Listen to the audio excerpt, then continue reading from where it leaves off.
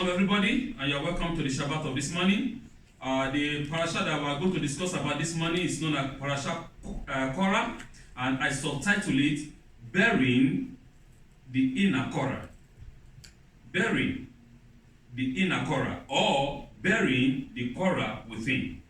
Every one of us has a Korah, individually and collectively. You might not know the Korah that I have within, and I might not know the Korah that you have within. Each and every one of us has the negative side and the positive side. Each and every one of us has Moses in us. We all individually and collectively has a Moshe. So therefore, God is telling us this morning that the Korah that we have inside, for Moshe to be liberated, for Moshe to lead us onto all kinds of great adventure, we need to bury the Korah that is in our lives. Just to say, a couple of years ago, I cut out an advertisement from a seminar called How to Deal with Difficult People. I won't tell you who was on my mind at that time, but I will say I was fascinated by the course claim that it could teach me to cope successfully with unpleasant characters as the know-it-all, the complainer, the naysayer, the yes man, the dictator, and the passive aggressors. Dealing with difficult people. That might make a good title for this week parasha, but I subtitle it, Bearing the Korah Within, or Bearing the Korah, the Inner Korah. Dealing with difficult people, as I said. Korah, a very, very charismatic leader who incited the Israelites to rebel against Moses. Remember that most of these leaders that we have are very charismatic. They know how to speak. They know how to talk. They know how to deceive the people. They will speak to you like this. You are going to vomit everything that you have eaten 10 years ago. They will talk to you. All your pocket will be empty. You will give all the money that you ever saved in your life because they will convince you to the level that you don't even order. It's as if they are hypnotizing you. You know, those are the type of leaders that the world that we live in needs now. But the Moshe that is a stammerer, the Moshe that cannot speak, the Moshe that need Aaron to speak for him, nobody needs such a leader. Oh, you know, he doesn't know how to speak. He's a stammerer. You know, he stammer a lot. He doesn't. No. I need someone that can speak fluent. Don't get me wrong. I am not saying to speak fluently is bad. No, but these people have a hidden agenda in their mind. Their mind is not pure, it's not clear before the Lord. They will use, there is some courses that you can take to speak, to know how to speak, to mass, to know how to speak to people, to know how to, to entice people. It's a technique. But what I'm saying, I'm not saying that is bad or that is evil, but what I'm saying that the intent in the mind of the person or the speaker that is speaking. Most of the world, we don't need a leader that cannot speak fluently, but we need someone that is charismatic, that we can say, yeah, that is it, and we vote, and you put them in power, and then, boom, you are in what? You are in a shame. Then they begin to do the opposite of what they promise you. You have to sympathize with Moses. Only last week, in Parashat Shelah-Lekha, we had that he had to do what? To put down another revolt. That one provoked by the scout, by the spies, who brought back gloomy reports about the land of Canaan, thus demoralizing the people so completely that they begged to appoint a leader before them to return them back to Egypt. Remember, even though 3 weeks ago there was a revolt against Moshe by his own sister Miriam and Aaron. Now again, last week, there's another revolt from the spies. It's a problem. And this week again, another problem. It never ends. It's as if it just keep on climbing and more problem and more problem and more problem. So, we need to have sympathy for this man, Moshe. It's very hard to do what? To lead a people. It's not, people think, oh, I'm a master, I'm the president, I'm the prime minister, I can enjoy myself, I can relax and do whatever I want to do. to lead human being is the most difficult under the sun. Punished by God for their lack of faith. The people. They were condemned to wander the wilderness for the next 40 years, to die without even entering the promised land. The Israelites are, for understandable reason, not feeling very upbeat these days. And so, as the parasha opens, the grumbling begins again and rises to a crescendo of clashing wills. You see, we can understand them. Remember that last week God condemned them to die in the wilderness. God said only their descendants will inherit the land, not them. Yes, of course. If you receive such a sentence, of course, you are not going to be upbeat. Your heart, you are going to be demoralized. Okay, anyway, 40 years you are going to wander in the wilderness and die, right? But we can see what is going on in their psyche. Or in their life, that they were demoralized because of that sentence that God has pronounced upon them, because of their what? Because of their unbelief. Korah, a fellow Levite and Moses' first cousin, gathered a few cohorts, Dathan, Abiram, and members of the tribe of Reuben, and they raised a band of 250 dissenters, all of them prominent citizens, the text say leaders of the people. Remember, the Torah said that these men are men of renown. These are not just ordinary 250 men on the street. No, these are leaders in their own respect. These are the leaders of the people, 250 against Moshe. You see? So now because I want us to understand the background of Korah. Korah was a very, very wealthy man. Most of our midrashim in our sages say, he found the wealth of Joseph, so he took it, which I don't believe in, because the most important thing that we understood where Korah got his wealth was because Korah was among those Israelites. They were doing business with their own fellow Israelites in Mizraim. He was like a taskmaster. The Egyptians, they make him like a master over some Israelites to control them, so that he can be able to be reporting to Pharaoh or to his lieutenant about what is going on. So they make him rich because of that. It's like a professional Hebrew nightmare. Your most upstanding balebatim, which means master of the house, the heavy hitter among your leaders, gangs up against you and demand that you resign. It's like when the military men. What happened to this man, the president of Bolivia? I think so. Evo Morales, the president of Bolivia, right? The army generals, they just came to his office. They say you have to resign. We don't need you anymore. They are planning a palace coup. This was a coup d'etat that Korah wanted to do. A palace coup to overthrow Moshe, so that he can do what? He can take the people and return them back to Mizraim, where he can become their God, and where he can become a king, or where he can become a master over them as it was before. Right? Korah was a cunning man. He masterminded all these things. Bribing his way through. Just like what we have in our life in this 21st century. Everything is about bribe, everything is about who you know, not what you know. In our situation in our life now, it's about who you know, not what you know. It's somebody will have a good education, but cannot get a good job because he doesn't know nobody in the government.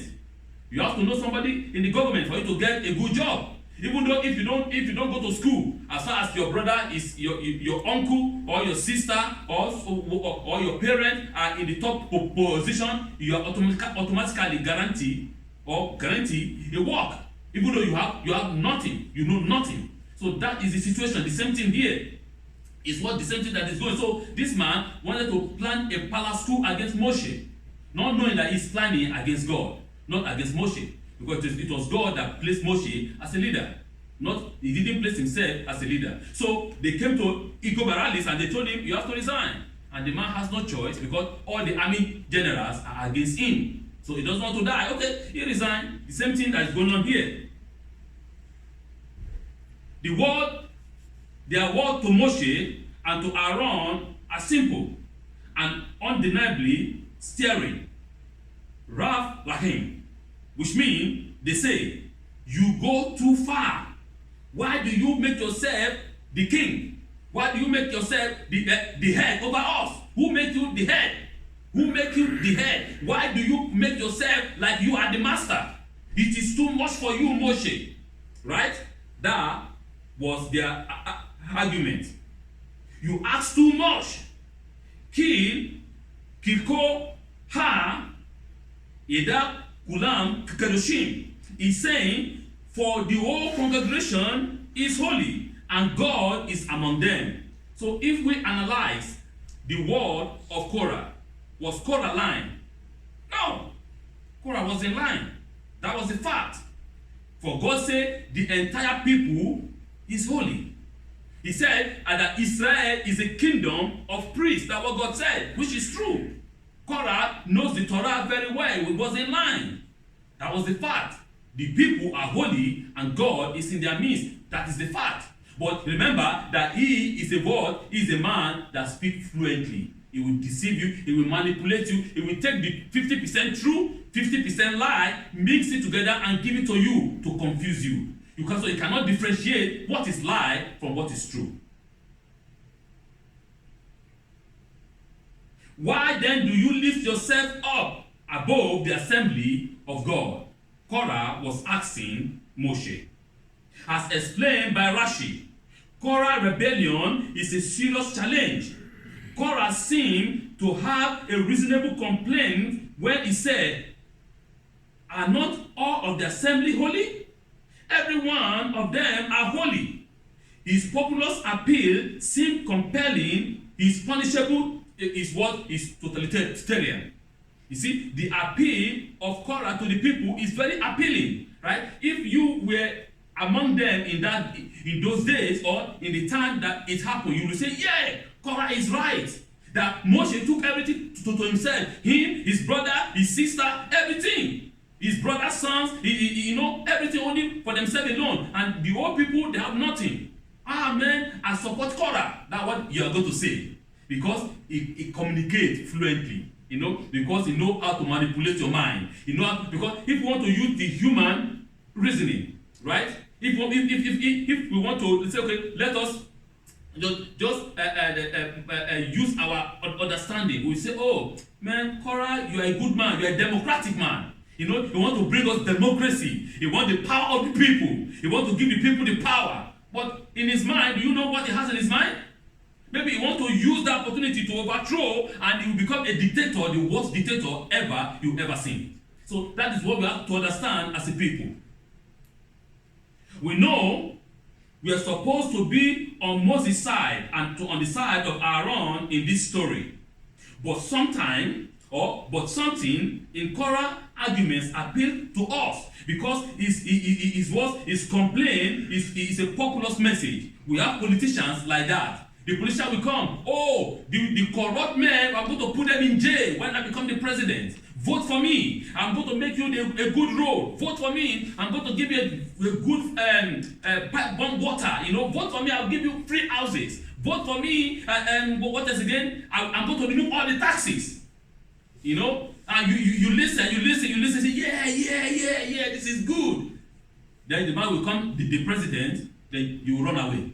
Because he's going to begin to kill people one by one who goes against him. You see, that is the issue. That is the problem. So now, because Korah was able to speak, to communicate, he's a charismatic leader, and you are very happy. Yeah, this man is wonderful.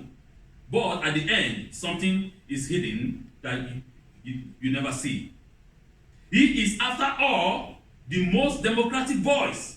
The voice that demands equality, power sharing, and the with laity to empower people, ordinary people on the street, because that is what they always tell us every time. So please don't be confused that the politicians of now, they are just a small, they are like this. Korah is a master politician. Korah is a master politics. He knows everything, even more than them, because we can see that this man knows how to carry the people along. He knows how to manipulate their mind. 250 men, single man, manipulate their mind. And these are men of renown. These are educated men. These are well advanced, understandable men. That Korah can just manipulate them just like this. Now, we can see, according to the argument of Korah, Moses is clearly the elitist. Moses is the one that is trying to make himself like a king. Moses is the one that is trying to oppress the people.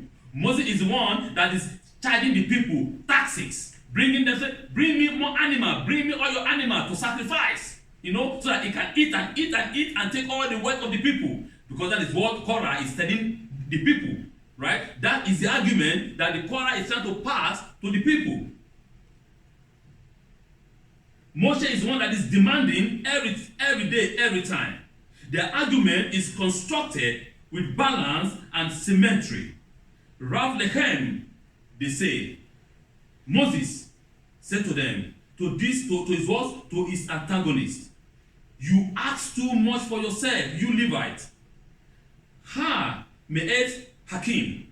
Is it a minor thing that you have been choosing to perform the sacrificial service in the tabernacle? Can't you be satisfied with what you've got? Moses asked them. Because remember that Korah was a Levite, right? So Moshe went to him personally. Said, why are you doing this? Why are you steering the people up against God, not against me? And what is about Aaron? What do you have against him? Haven't you? Didn't God separated the tax for each sons of Levi? God has separated every tax that each sons has to do.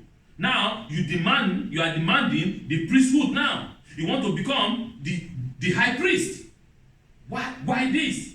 You see, Moses was reasonable. He's a leader. He's a leader that carries all the entire people along with him. He went personally to talk to Korah, but Korah refused to bow. But the heavy hitter will not be appeased. Ha, my eight. Is it a minor thing that you have taken us out of the land, flowing with milk and honey? They have in mind Egypt, to die in this God-forsaken wilderness? When did Egypt become the land that flow with milk and honey? That is the question. This is the people that cry aloud, say, God, save us, we are dying. This slavery is too much, they are killing us. And now, suddenly, Egypt becomes the land that flow with milk and honey. Why do you want to bring us to the wilderness to die? You see, the state of man, the mind of a man. We are like that, don't get me wrong. Most of us say, oh, the Israelite, if it is me, I won't behave like that. No, my friend, you are going to do the same, even worse. Oh, everybody shout, oh, I need sun during winter, right? When it's too cold. You go, oh, I want sun now, I want sun. When the sun comes, everybody run. You say, God, no, I want winter. When the winter comes, say, no, I don't. You see, we are never satisfied. We just, if one thing comes, another thing will come. They say we don't like it, they will ask for another one. They will say we don't like it, they will ask for, me and you, that is our nature. That is the human nature. Which I will say, it is the way we are programmed. It's the way that we are built. Because we want complete, no suffering. We want to relax. Nothing is done. We just everything will be done automatically of its own. But it doesn't work that way. Somebody has to do something. You have to rise up and walk. That is not the way things work. Moses has had enough. Wait till tomorrow, he says. He told them. Then we will see whom God has chosen and who is holy. Because I have tried to convince you. I have tried to tell you the Torah. I have tried to pass the knowledge that the Holy One, blessed be He, has given me unto you. It is your choice. You have the right to say, I don't want to listen. Rabbi, I'm not interested. And you have the choice to say, you know what? Let me listen and think over it. Because most of us will want to do what? Rationalize the word of the Torah. And if you want to use the human rationalism to rationalize the word of the Torah, it will never work. Because you can never rationalize the spiritual with the physical. It doesn't work that way. So that's what Moshe Rabbeinu told them. Tomorrow we shall see who is holy. Money brings a conclusion that is horrific, but deeply gratifying, at least to the rabbis who read this story. Korah, Dathan, and Abiram stood at the door of their tent. On is inexplicably absent. Tradition says that his wife got him drunk and he overslept. Suddenly, the ark split apart and swallowed them up. Together, their wives and their children and their nursing baby and all their properties. Let's see. According to the tradition, our tradition said that On, who was the fourth member among them, his wife was very smart. His wife understood that what her husband is about to do is what is deadly. That this is not right. That Moshe is a man of God. You cannot rise up against the man of God. So the wife gave him a lot of wine over the night, and he was drunk and he overslept. But Abiram, Korah, and those ones, they do what? They stood firm and said they are not going to obey. And Moshe said, okay, if they are going to die the death of men, then God has not sent me. But if God will perform a miracle, a mighty miracle, and the earth will open, and these wicked men go in, then you will know that I am sent by God.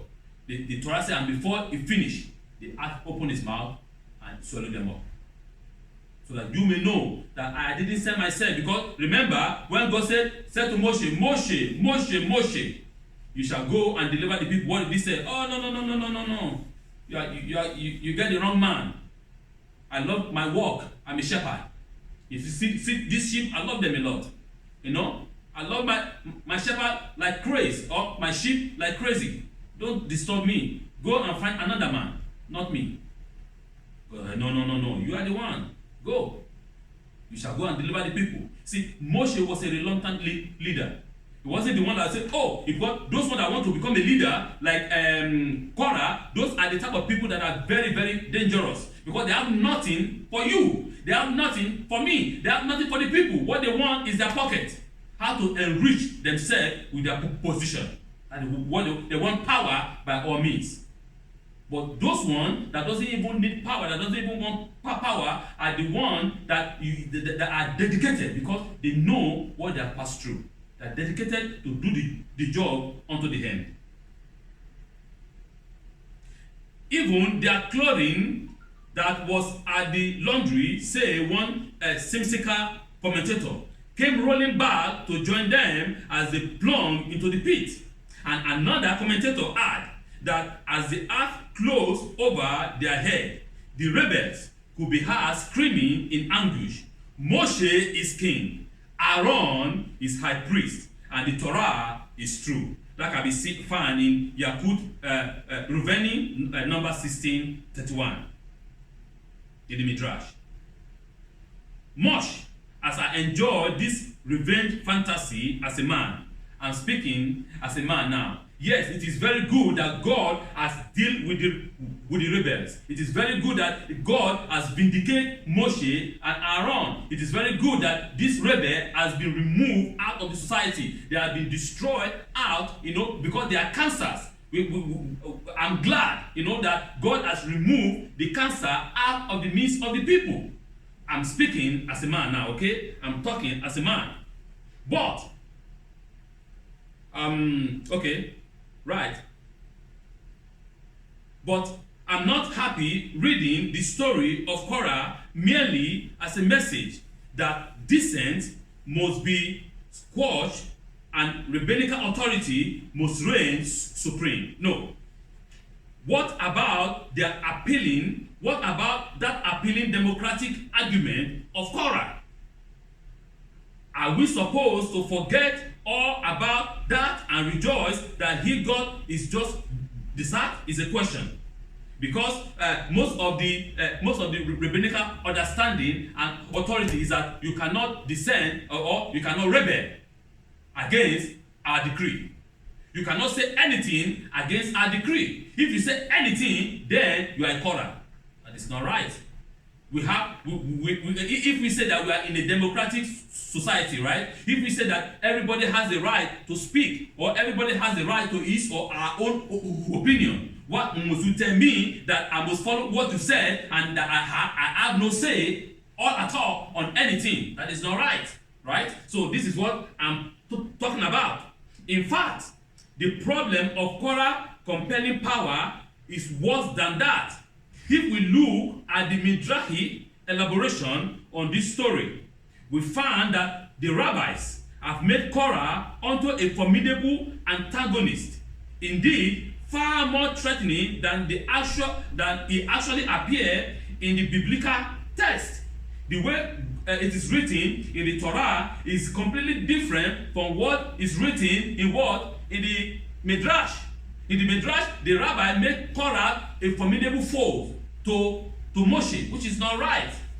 You cannot equivalent Korah and Moshe on the same level. The prophetic power of Moshe cannot be compared to that of Korah. Absolutely. So, but they have a hidden agenda. Why they are doing that?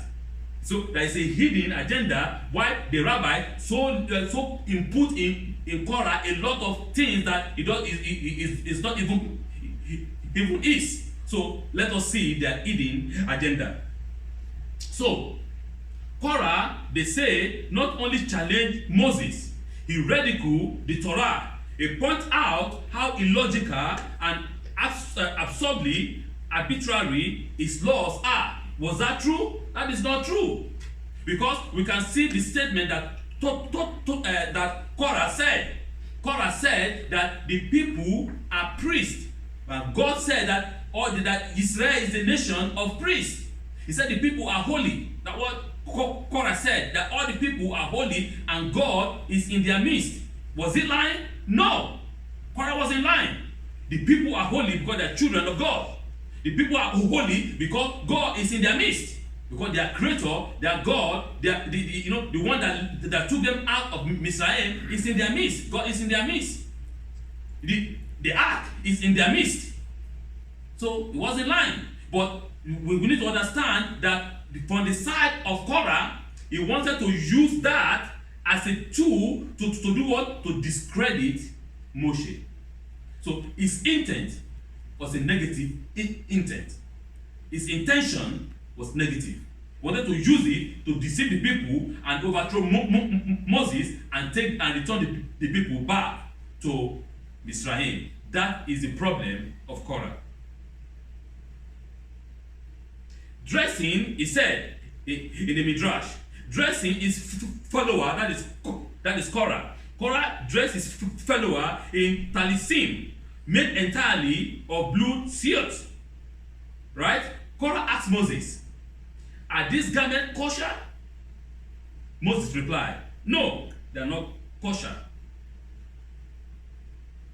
Korah said, but if we attach fringes, tzitzit, right, with one blue thread in each corner, would they be kosher then? Moshe answered, yes. Right? Korah, the Midrash said, exploded in spiteful laughter. He was laughing. What a crazy thing is this? A whole cloth that I told my people to be wearing, all blue, all according to what the Torah said. You said it is not kosher because they don't put on the tzitzit. That is nonsense. You know, that's what I'm talking about, the Midrash, okay? That's what the Midrash said. So let's see, is it actually true? Worse yet, the Midrash tells us that Korah attacked the ethical foundation of the Torah, or at least charged that Moshe and Aaron were enforcing his provision in an unethical manner, exploiting the poor by constantly gouging them for tithe and sacrificial offering of all kinds. Is that true? No. Because the Midrash, they put a lot of things in Korah to make him a formidable foe against Moshe. In Korah, that is, the rabbi construct their own worst enemies. In Korah, the rabbis construct their own worst nemesis, their own worst enemies. They project onto Korah their most troubling doubt and anxiety. All the doubt, all the anxiety our rabbis have, they input it in Korah. Okay? The rebellious impulses they feel towards the religious system that govern their own lives. Their most corrosive self-criticism, they input all those in Korah. The Midrashim on this story thus give us a fascinating window into the rabbinic psyche, and I would venture to say unto all of our psyche too. Seeing Korah in this way as a figure employed by the rabbis to wrestle with their own demons in their own soul makes me want to suggest that we look at Moses and Korah not only as a separate individual or a separate entity, but a biblical antagonist locked in a combat for millennium, but as the two opposing forces within self. I want us to look, I want us to see Korah and Moses as some kind of antagonist enemy that's locked in fighting for millennium and millennium and millennium. No, I want us to see it as two opposing forces within us. You have your Korah, I have my Korah. You don't know my Korah, I don't know your Korah. We don't know, everybody has his own negative side. So therefore, I want us to see this very, very clearly, that we have to bury our Korah for the Moshe in us to rise up. Everybody has his own Moshe. You have yours, I have mine. We are all balanced, created balanced. But we have to bury those negativities that is pulling us back from following God. Those negativity that is not allowing the Moshe in us to rise up. We need to bury them once and for all. Each of us then consists of a Moses, courageous, imaginative, full of faith and trust, ready to launch new ventures and explore the unknown. But inside us, we also carry our own worst enemy, the Korah. The face looks different to each of us. It's different to every individual. Yours, I don't know. Mine, you don't know. But we know the voice. It is full of pure negativity. The voice of Korah is a negative energy that is in us. So we have to destroy it.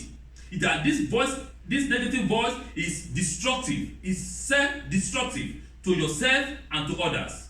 The demon will wrestle in the privacy of our own soul. This is the demons that each and every one of us will wrestle in our own souls. I don't know the demon that you wrestle with, but God is telling us this morning that we have to bury them once and for all. You have to let go those negative voice, those negativities that is depriving you of your joy, of your happiness, of your upliftment, of your growth, spiritually, physically, materially, financially, bodily, health-wise. You have to remove those negative voice and bury them.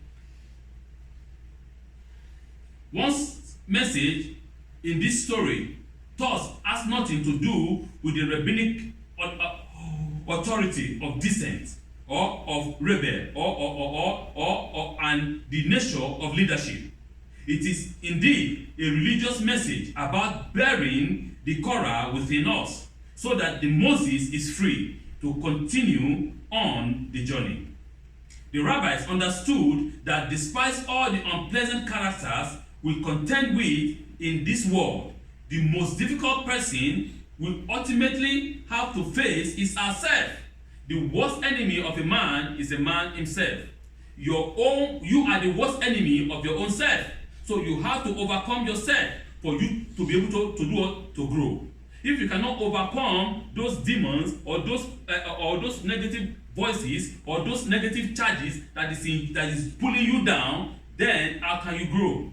You have to be able to bury them, then you can grow spiritually and bodily, financially, physically, mentally, and in all areas of your life. In Avot, that is the sense of the fathers. He says, who is mighty? And the answer came immediately. He said, those who subdue need a greater strength for self-mastery, to do battle against the inner Korra. Our serfs are enthusiasm, mock our dreams, stun our growth, poison our relationship. That is what Korra in your life do. The Korra in your life, it serves up your enthusiasm. That means it lift up, it suck up all your enthusiasm, right? It mocks your dream, right? And also it stuns your spiritual growth, even your physical growth, even your financial growth, even your bodily growth. It stuns them. It made them never. As he said, rise up from the dwelling of Korra, remove yourself from him, turn aside utterly and repudiate him. Number 16:24. We know that God is right. We must separate from Korra if we are not to be dragged down into the pit with him. For Moses, victory is quick and decisive. For us, it may take a lifetime to conquer the Korra in us. It's a gradual process, you know. And so, once a year, we take up this old and poignant story to remind ourselves what lies between us and the promised land. What lies between you and the world to come? What lies between you and the heavens is the Korra. You have to be able to bury it. Yes, Moshe overcame Korra in a second, but as for us, it might take a lifetime. It's a process of time. I'm not saying rush into sin, but you have to be willing. It's all about will. Say, okay, you know, today I'm going to do or bury this. Tomorrow I'm going to bury this. Next month I'm going to bury this. So it's a process. It's a gradual process that we can take one by one, step by step, one by one, until we get to the promised land. Please, this is the message of this morning. Burying the Korra within. Destroying those Korra, so that the Korra within us will not pull us down. Because if you do not bury them, they will bury you. If you do not bury them, they will bury you. You have no choice. You have to decide, is it you or the Korra in you? So if you say, no, I want to live, I want to make heaven, I want to make the world to come, I want to contribute positively in this world, I want to rectify this world to be good, then you have to be burying them one by one. But if you say, you know what, I have no power, I cannot do anything, then the Korra in you will bury you. But my message this morning is for us to bury the Korra in us so that we will live. Because God said life is good. God wants you to live, not to die. So that he said, I know the thought I thought of you is a thought of good, not of evil, to give you your expected ends. So God wants us to live, for life is good. Life is good. God said, choose life. Life is good. So let us bury the Korra in us so that we may live. Parashat Korah. Shabbat Shalom.